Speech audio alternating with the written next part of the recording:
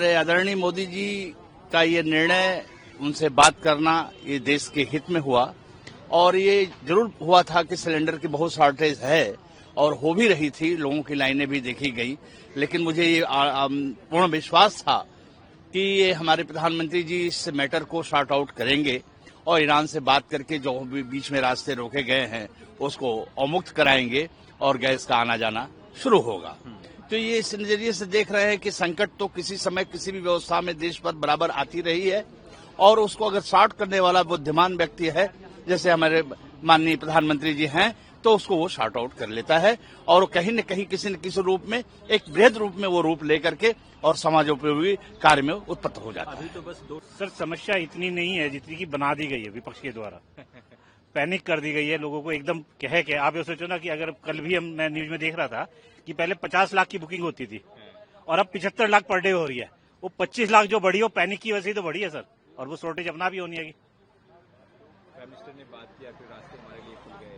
जी, अब रास्ते तो खुलेंगे ही सर, और धीरे धीरे हमारे जो मोदी जी कर रहे हैं वो बहुत अच्छा कर रहे हैं।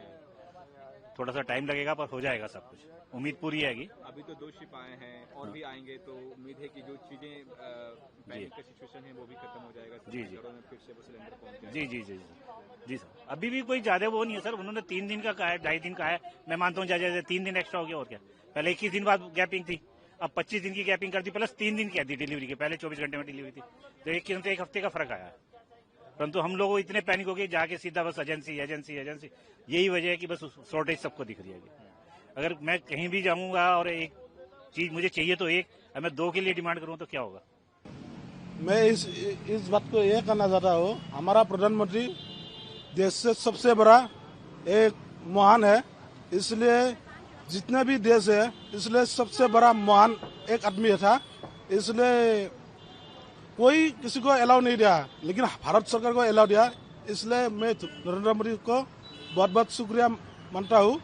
और एक बात बोलना चाहता हूँ, जो गरीब के लिए जो सोचता है नरेंद्र मोदी डांगोरिया, इसलिए बहुत बहुत शुक्रगुजार हूँ। देश का जो स्थिति था गैस के लिए वो पूर्ति हो गया। धन्यवाद से ये छोड़ दिया। धन्यवाद देता है मोदी जी को।